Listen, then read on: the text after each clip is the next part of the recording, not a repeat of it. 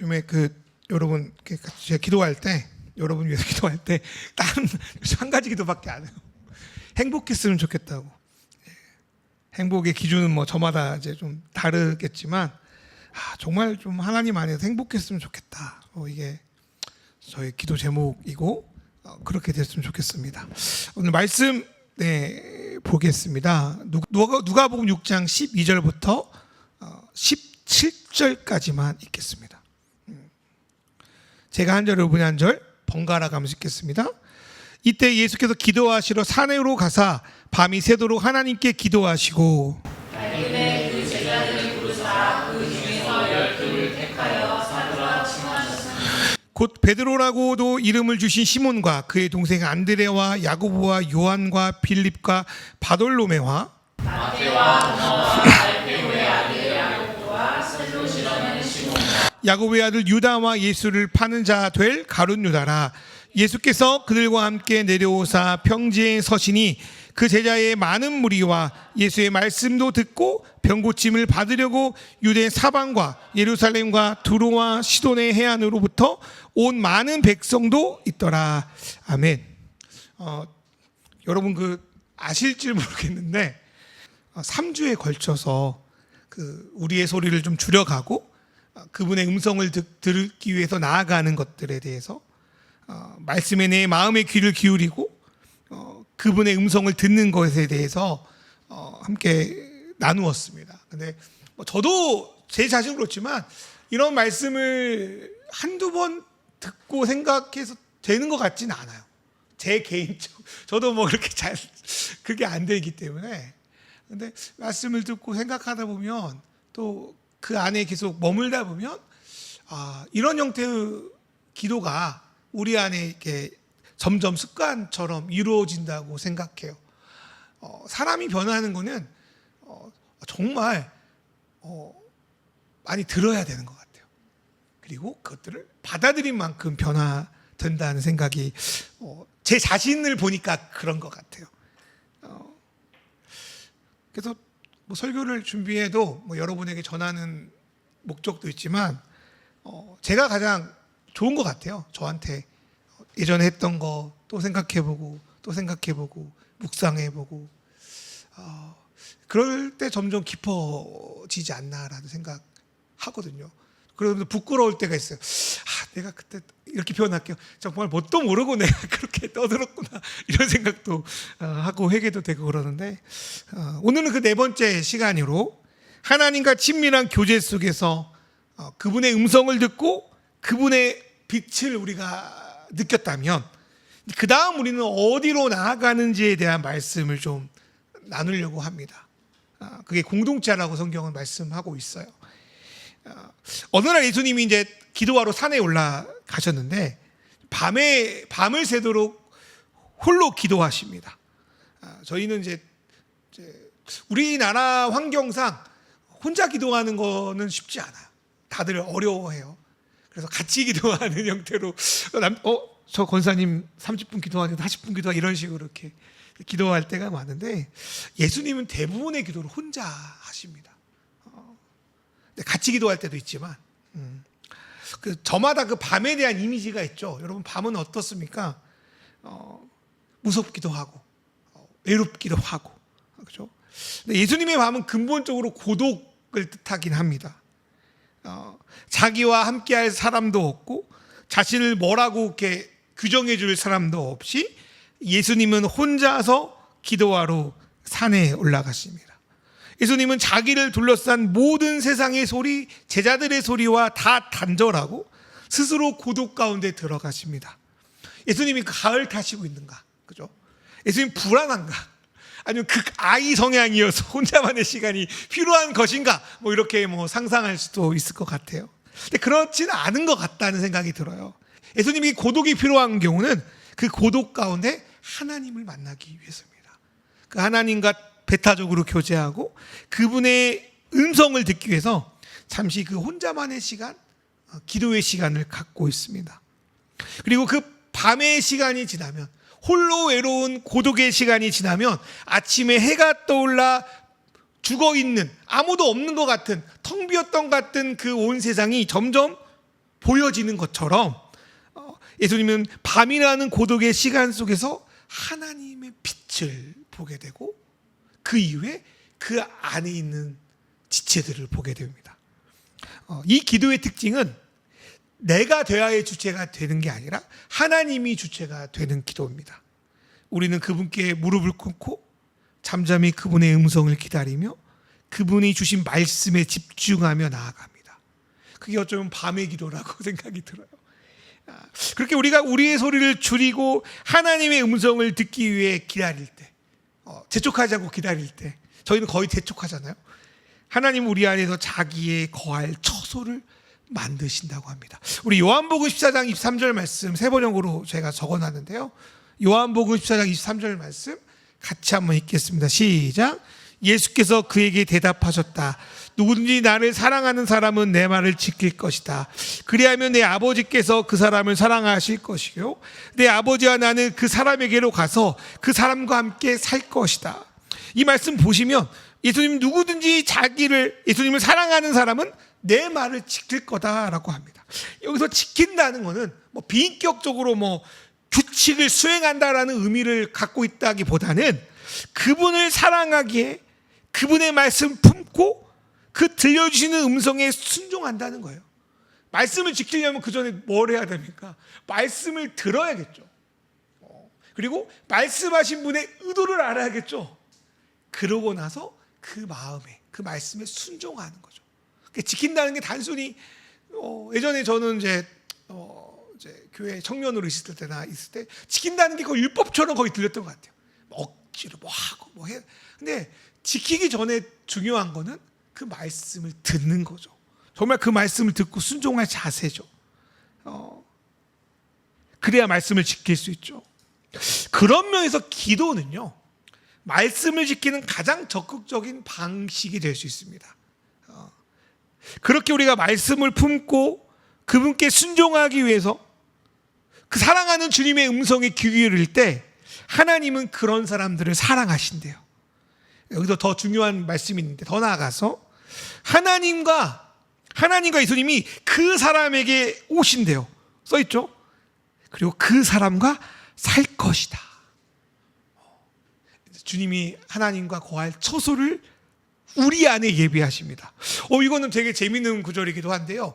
요한복음 14장 3절 말씀을 보면 예수님이 그래요. 내가 가서 너희 있을 곳을 마련하면 다시 와서 너희를 나에게로 데려다가 내가 있는 곳에 너희도 있게 하겠다. 이 말씀은 예수님이 어디 가셔서 우리를 자신이 있는 곳으로 데려오시는, 그쪽으로 인도하시는 말씀처럼 보여요. 그러니까 우리가 거할 처소가 여기가 아니라 다른 곳처럼 느껴지거든요. 그래서 23절의 말씀은 내가 그분을 생각하며 그분께 순종하기 위해서 음성을 듣는 그 자리에 하나님과 예수님이 찾아오셔서 내 안에 그분이 거할 처소를 만든대요.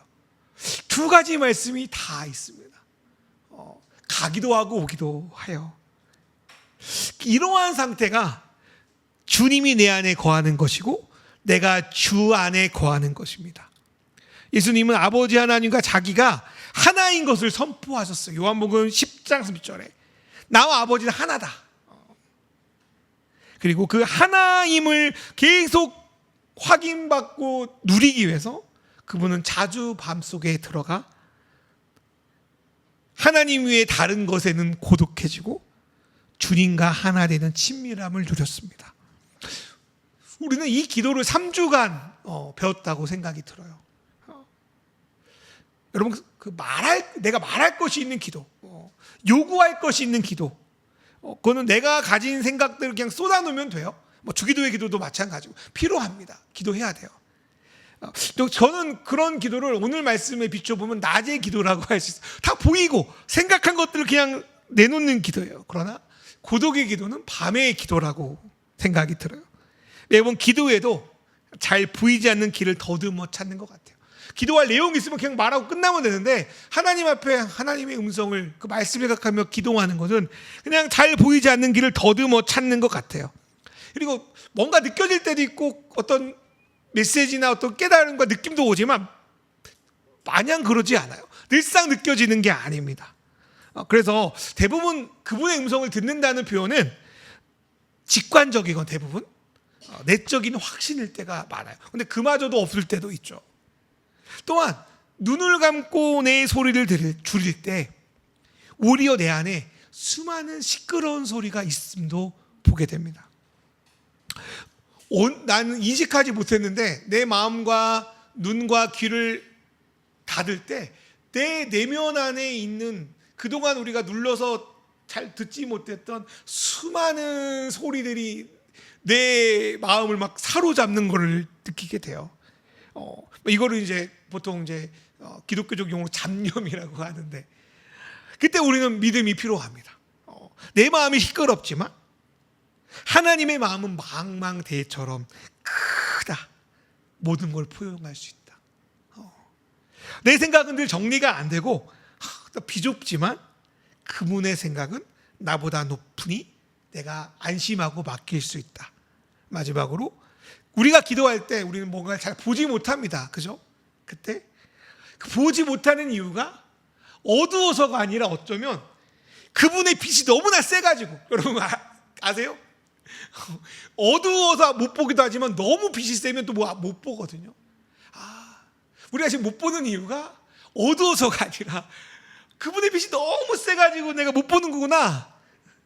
그럴 수 있구나라는 걸 믿음을 가지고 기도할 때 밤은 두려운 존재, 미지의 영역, 갑갑한 영역이 아니라 하나님의 품에 거하는 처소가 될 수 있습니다. 그리고 우리는 이 기도를 우리의 시간을 내어서 드려야 돼요. 그래서 새벽이 좋거나 밤이 좋은 것 같아요. 혼자 있을 시간, 문은 닫는 시간, 그때 내 생각과 소리를 줄여나갈 때 하나님의 마음과 생각이 우리 안에 뚜렷해집니다. 우리는 세상에서 고독해질수록 우리는 예수님과 충만한 교제를 누립니다. 그래서 가끔씩 기도원을 가고 어떤 조용한 곳을 가는 이유는 하나님과 그 관계를 누리기 위해서입니다. 이게 어쩌면 우리 일상에서 나는 죽고 예수로 사는 삶을 사는 거라고 생각이 들어요. 나는 죽고 예수로 산다고 해서 뭔가 무슨 특별한 일을 해야 되고 선교를 나가야 되고 이렇게 생각할 때가 많은데, 일상의 기도가 나는 죽고 예수로 사는 거. 이게 바로 어떤 주님이 기도했던 밤의 기도가 아닐까 싶습니다. 우리가 이렇게 내 음성을 줄이고 하나님의 음성을 듣기 시작할 때 우리는 나뿐 아니라 우리 이웃 가운데로 말씀하시는 하나님의 소리를 듣기 시작합니다. 그때 우리는 공동체를 세워갈 수 있습니다. 공동체는 눈에 보이는 공적인 기관, 클럽, 어쩌면은 제 얼굴에 침 뱉길 수도 있겠지만 이렇게 모였다고 해서 공동체는 아닙니다. 공동체는 우리 믿는 자들이 살아가고 관계 맺는 삶의 방식일 수 있습니다. 두세 사람이 여기 모였는데 이렇게 예수님의 이름으로 모인 곳에 함께하는 것, 두세 사람이 모인 곳에 예수님이 함께한다는 걸 알아차리고 누리는 것이 바로 공동체입니다. 마태복음 18장 20절에 그 말씀이 있는데요. 여기 모인 그 두세 사람은 단순히 신자, 종교인 이런 사람을 말하는 게 아니라 그 20절 말씀 19절에 보면요, 이 두세 사람은 하나님의 기도 가운데 그분의 뜻을 알아차린 사람이고요, 서로 모여 그 뜻을 확인하여 함께 하나님의 집인 공동체를 세워가는 사람이에요. 그래서 마태복음 18장 19절 20절에는 두세 사람이 모인 곳에 나도 그들 중에 있느니라 라고 말씀하시고 19절 말씀 보면 읽어볼게요. 제가 진실로 다시 너희에게 이르노니 너희 중에 두 사람이 땅에서 합심하여 무엇이니 구하면 하늘에 계신 내 아버지께서 그들을 위하여 이루게 하실 것이다. 혼자 기도했던 자들이 공동체를 이루어서 기도적 삶을 사는 겁니다. 예수님은 밤새도록 하나님 앞에 배타적인 기도, 침묵의 기도를 했어요. 그 다음에 내려와서 하신 일이 뭐냐면 오늘 말씀처럼 12제자를 모아서 공동체를 세우십니다. 그렇다면 제가 이 말씀 듣고 조금 딱 다가온 게 뭐냐면, 진실한 기도, 침묵의 기도 없이는 진실한 공동체도 이루어지지 않는다라는 생각이었어요. 진실한 공동체는 하나님 앞에 그분의 음성을 듣는 이들, 다른 말로 침묵으로 하나님을 누리는 이들을 통하여 세워집니다. 그래서 그 공동체보다, 모임보다, 조직보다 앞서는 것은 각자 하나님 앞에 배타적인 시간을 갖는 겁니다. 만약 우리가 하나님의 자녀라는 것을 우리가 하나님과의 그 친밀한 교제 속에서 확인받지 못한다면 우리는 다른 일을 만나고 그 사람에게 특별한 어떤 것들을 기대하다가 실망합니다. 여러분, 예수 믿는 우리 공동체는요, 여러분 서로 외로우니까 그냥 함께 모여서 그냥 좀 외로움 좀 달래자, 그런 모임 아니잖아요. 혼자 있기 무서워서 함께 모여 있는 것도 아니잖아요. 하나님이 모이라고 하니까 안 모이면 하나님 앞에 혼날 것 같으니까 모이는 것도 아니잖아요. 오히려 기독교 공동체는요, 하나님 앞에 고독을 경험한 자들이 만나는 거예요. 그래서 여러분이 일상 가운데 고독을 경험하고 나서 이곳 가운데 와야 되는 게 맞다는 거예요. 이런 거예요. 자, 고독을 경험하면 이런 게 있습니다. 고독 경험하면 나도 하나님의 사랑받는 자예요. 너도 하나님의 사랑받는 자예요. 하나님이 우리에게 오셔서 우리가 함께 거할 집을 만들고 계셔. 그러니 우리가 함께 서로 환영받고 용서하는 그런 집을 만들어 보자 하는 게 기독교 공동체의 기초입니다. 그러니까 다시 말하면 나도 하나님께 사랑받는 존재고 너도 하나님께 사랑받는 존재니까 서로 어떤 격차가 없는 거예요. 서로 사랑받는 존재니까 같이 모여서 하나님이 원하시는 그 집을 만들어 보자라고 모인 게 교회 공동체인 거죠. 하나님의 사랑을 충만하지 받지 못하면 누군가에게 기대하는 거야. 기대하면 실망이 생기고, 실망이 생기면 미움이 생기겠죠. 깨지겠죠. 그래서 하나님과 교제 가운데 나도 사랑하고 너도 사랑하는구나라는 전제가 있을 때 교회 공동체는 든든히 세워질 수가 있습니다. 솔직히 우리가 모인다고 해서 매번 좋기는 어렵잖아요. 여러분 뭐 명절날 가족 모였다고 막 설레고 익사이팅한 일이 막 벌어지진 않잖아요. 그냥 같이 밥 먹고 일상적인 대화 나누고 어쩌면 뻔한 일들을 반복해요. 근데 그게 가족이죠. 좋은 일도 있고 때로 힘든 일도 있지만 매번 일상을 반복하지만 뭐 어떨 때는 뭐 지루하게 느껴질 수 있지만 매번 함께 모이는 것은 우리가 혈연으로 또 관계로 묶인 가족이기 때문입니다. 기독교 공동체도 어쩌면 비슷해요. 우리가 각자 하나님의 사랑을 충만하게 받은 사람임을 발견하고 확신할 때 우리는 하나님께서 우리 안에 자기의 집을 세우기 원하신다는 것을 믿게 돼요. 그때 우리는 하나님과 우리가 함께 거할 처소를 만들어갈 기초가 생깁니다. 그게 참 중요하겠다. 그 기도를 통해 우리 그때 기억나요? 첫 번째 우리 기도에 대한 설교할 때 주님이 그 세례요한의 세례를 받을 때 나타나셔서 너는 내 사랑하는 아들이고 내가 기뻐하는 자다. 그 이야기를 우리가 지식이 아니라 하나님과의 교제 가운데 들어야 돼요. 듣고 오면은 서로 사랑하는 자야. 하나님의 사랑을 누렸으니까 상대가 조금 덜 사랑해도 괜찮은 거야. 그게 공동체의 기초가 된다고 말하는 겁니다. 하나님이 공동체를 세우라고 강조하는 이유가 뭘까? 공동체는 마냥 뭐 기쁘고 막 누리는 곳은 아니에요. 우리가 집이라고 해서 마냥 편한 건 아니듯이 공동체도 마찬가지입니다. 용납과 치유가 일어나는 곳이긴 하지만 깊은 배신의 콜라보가 일어납니다. 서로 실망들이 많아요. 오늘 말씀 읽어보면 예수님이 처음 세운 공동체 12명, 예수님과 13명에 누가 있냐면 가룟 유다가 있습니다. 배신의 콜라보가 늘 공동체 안에 있다는 거죠. 그런데 예수님은 하나님을 믿는 우리가 그 혼자 사람 안 만나면 그냥 그럴 일 없어요. 당할 일 없어. 나 혼자 있으면 돼. 그냥 나 혼자 하나님 누리면 돼. 근데 그 고독 가운데만 머물지 말고 내려가서 공동체를 세우라고 합니다. 왜냐하면 그 안에서, 그 공동체 안에서 정말 하나님을 예배하는 게 뭔지, 다른 말로 그리스도를 닮아 성장하는 법을 그 안에서 배우기 때문입니다. 그런 면에서 공동체는 영적인 삶, 영적 성장을 위해서 선택이 아니라 필수라고 합니다.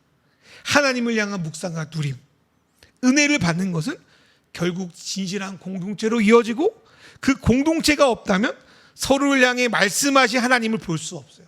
나에게 말씀하신 하나님을 목사님께는 뭐라고 말씀하셨지? 사모님께는 뭐라고 말씀하셨지? 권사님께는 뭐라고 말씀하셨지를 보는 게 바로 공동체입니다. 그때 더 풍성한 하나님을 우리는 보게 되는 거죠. 그래서 공동체는 마치 하나님의 식탁과 같습니다. 우리가 예수님의 몸과 피를 성찬식을 통해 하는데 생각해 보세요. 여러분 인생 가운데 혼자 성찬식 한 적 있어요? 물론 이제 목사님이 집례하니까 성찬식 하니까 최소한 2명 이상이 있어야겠죠. 어쨌든 성찬식은 혼자 하는 법이 없어요. 같이 먹으면서 그리스도와 함께 성찬을 나누는 사람과 하나 되는 겁니다. 그래서 공동체를 먹는 거예요. 공동체를 먹으면 예수를 닮아가고 하나님 나라의 백성을 살아가요. 그래서 공동체는 어쩌면 성찬과도 같습니다.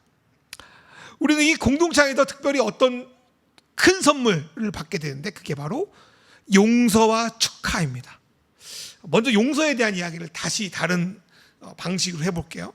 그 헨리 라우엔이라는 영성가가 용서를 이렇게 정의했는데 되게 신선한 느낌을 받았어요. 제가 읽어줄게요.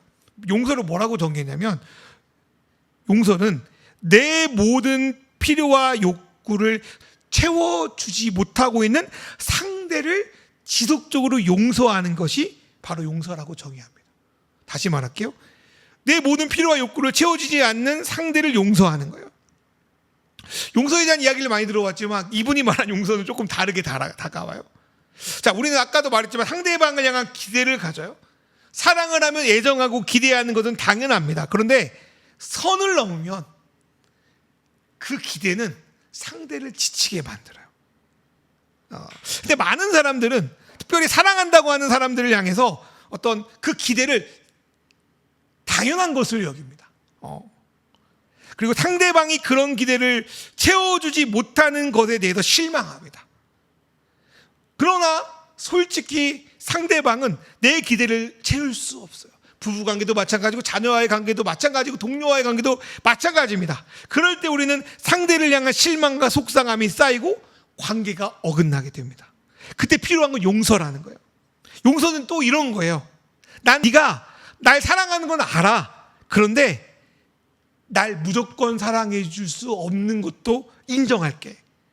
그래서 넌 나를 이제부터 무조건 사랑하려고 완벽하게 사랑하려고 애쓰지 않았으면 좋겠어. 그거는 하나님이 해줄 수 있는 일이니까. 누구나 사랑받고 인정받고 싶어 하죠. 그런데 하나님만이 주실 수 있는 그 완벽하고 무조건적인 사랑을 다른 사람에게 요구한다면 어쩌면 그거를 우상숭배라고 볼 수 있습니다. 그래서 나를 사랑해달라고 하면서 실은 요구를 임삼고 조종하려고 해요. 그러면 실망한 일이 반복됩니다. 그때 우리는 내가 원하는 모든 것을 주지 못하는 사람을 용서해야 돼요. 네가 하나님이 아니었구나. 하나님이 아니었는데 네가 하나님인 줄 깜빡했다. 미안해. 용서를 구하는 거, 용서를 하는 거죠. 완전한 사랑을 우리는 갈구하지만 서로 그 완전한 사랑을 주고받지 못함을 용서해야 합니다. 다른 말로 서로가 하나님이 되어주지 못함을 우리가 하나님이 아닌 것을 용서해야 됩니다. 그리고 무조건적인 사랑을 어디서 받아야 돼요? 고독의 기도에서 받아야 돼요. 그 용서가 계속 일어날 때 공동체가 세워집니다. 두 번째로 그렇게 사람들이 서로에게 내가 하나님 될 수 없구나 인정할 때, 그래서 용서할 때 이전에는 부족해 보이고 작게 보였던 그 서로에 대한 어떤 작은 사랑들을 새롭게 발견하는 거예요. 처음에는 완벽하지 못해서 저 정도밖에 못해? 저 정도밖에 안 돼? 저 정도밖에 나를 배려하지 못해? 그렇게 이야기하거든요. 근데 하나님이 아니구나. 저 남편이, 저 동료가, 저 부부가 하나님이 아니구나. 저 자녀가 하나님이 아니구나 인정할 때 그 작은 것이 형편없고 부족한 걸로 보여지는 게 아니라 하나님의 형상을 일부 드러내는 반사체라는 것을 보게 돼요. 그때 어떤 일이 벌어지냐면 실망하지 않고 이제 그 작은 거에 감사하기 시작합니다. 그리고 우리가 서로에게 그 작은 것들을 모자이크처럼 완벽하지 않지만 비추고 있다는 사실을 기뻐할 수 있어요. 축하할 수 있어요. 그 축하가 저와 여러분에게 있었으면 좋겠습니다. 작은 은사여도 별 가치 없어 보여도 상대가 나에게 주는 것이 이제는 형편없고 작은 것이 아니라 축하할 가치가 있고 아름답다는 걸 느껴질 때 공동체는 세워진다는 거예요. 상대방이 나에게 주는 은사를 발견한다는 것은 그 사람의 인간됨을 받아들이는 겁니다. 또 축하한다는 것은 상대방이 주는 것이 하나님 자신은 될 수 없지만 하나님으로부터 흘러나오는 너무나도 귀한 것이라는 것을 발견하고 기뻐하는 거예요. 그 기쁨이 저와 여러분에게 있으면 좋겠습니다. 그 축가가 있을 때 공동체에서 주고받는 그 작은 것들이 소중하고 귀한 것이 될 수 있습니다. 그래서 우리가 나누는 것에 쓸모없는 건 하나도 없어요. 무엇이 중요하고 무엇이 작은 것도 하나도 없어요. 모두 다 귀한 것으로 받아들여지는 거죠. 우리가 나누는 어떠한 것이 어떤 차별이나 차등이 없다는 사실은 우리 안에 들여오진 그늘을 점점점 지워버립니다. 우리 말씀 볼까요? 우리 고린도전서 12장 21절 말씀 세 번역으로 있는데요. 그러므로 시작. 그러므로 눈이 손에게 말하기를 너는 내게 쓸데가 없다 할 수가 없고 머리가 나에게 말하기를 너는 내게 쓸데가 없다 할 수 없습니다. 그렇게 하나님이 아니구나를 바라볼 때 우리는 작은 것을 가지고 쓸데없다고 더 이상 하지 않는다는 거예요. 오히려 귀한 것으로 여기고 축복한다는 거예요. 우리가 하는 축하 중에 대표적인 축하는 여러분 늘 경험하지만 생일 축하입니다. 생일 축하에 어떤 조건 자격 중요하지 않아요. 그죠? 생일 축하에는 다만 당신이 이 땅에 태어난 것을 축하해. 지금 여기서 있다는 게 너무 기뻐. 이게 생일 축하예요. 우리의 축하도 마찬가지입니다.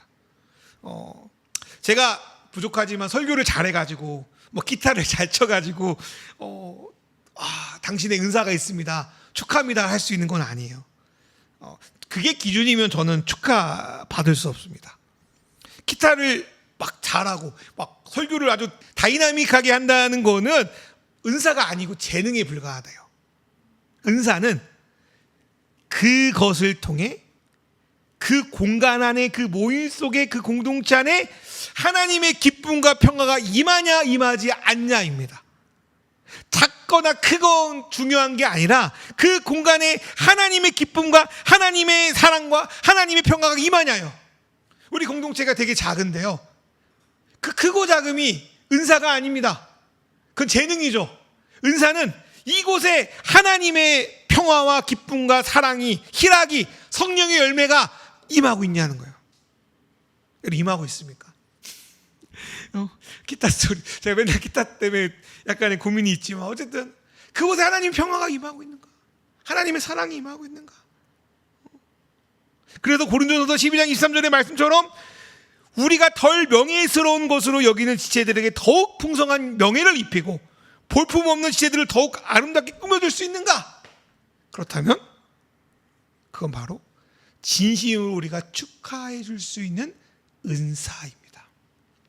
이런 용서와 축하가 있을 때 우리는 하나님께서 예수님에게 하신 축복인 너는 내 사랑하는 자녀이다, 아들이다, 내가 너를 기뻐한다는 그 말씀을 서로에게 들려줄 수 있어요.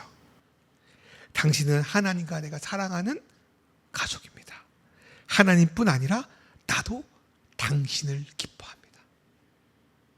한번 해볼까요?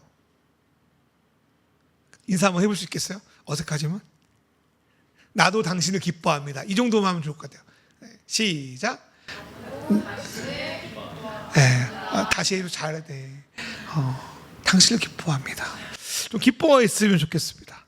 용서와 축하로 주님의 메시지가 서로에게 들려지기를 주님의 이름으로 축원합니다. 말씀 마무리할 건데요. 우리는 하나님과 친밀한 교제인 고독 속에서 하나님 앞에 사랑받는 자구나, 하나님 나를 기뻐한다는 소리를 들어요. 금성을 듣습니다. 그리고 믿음의 공동체 안에서 하나님이 그 사람들 또한 하나님의 사랑받는 자임을 깨닫게 됩니다.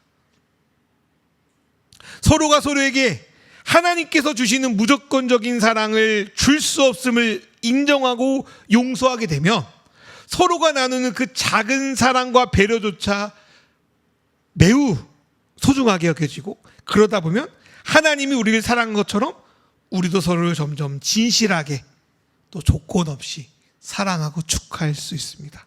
그리고 그렇게 사랑하다 보면요, 그 사랑은 다시 나에게로 돌아와요.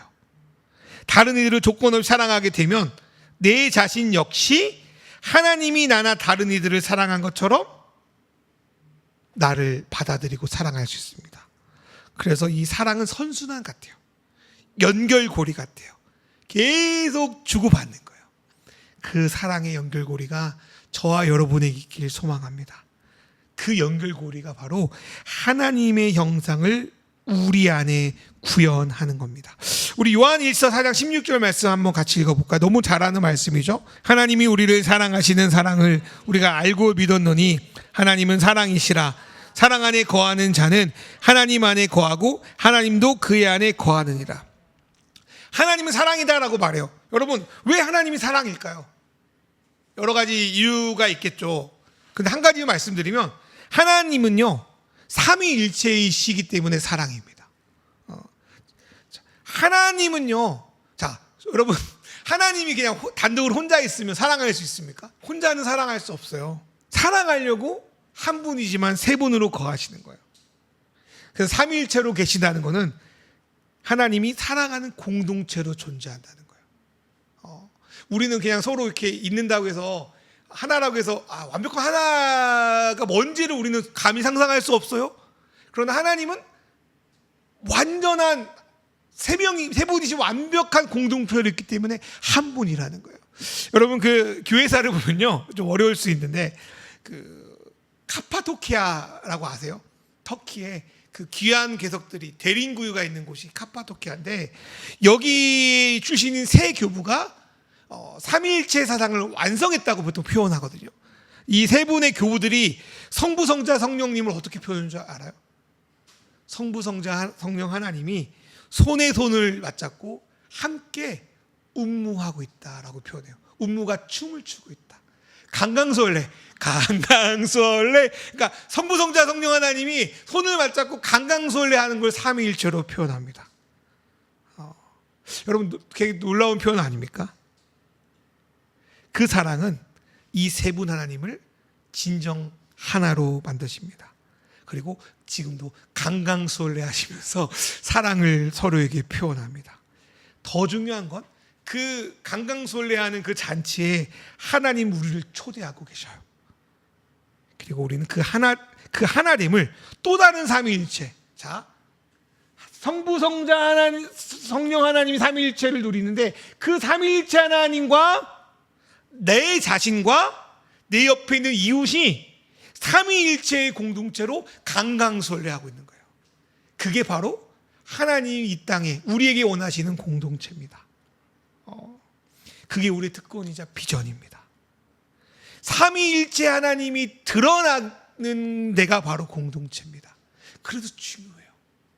삼위일체 하나님 나라는 성부, 성자, 성령이 만들어 온 그 삼위일체 공동체 안에 우리가 들어가는 거예요. 그리고 공동체를 통해서 그 사랑을 누리는 거예요. 그럴 때 어떤 일이 벌어집니까? 요한일서 4장 12절 말씀 읽어볼까요? 요한일서 4장 12절 말씀 시작. 어느 때나 하나님을 본 사람이 없으되 만일 우리가 서로 사랑하면 하나님이 우리 안에 거하시고 그의 사랑이 우리 안에 온전히 이루어지니라.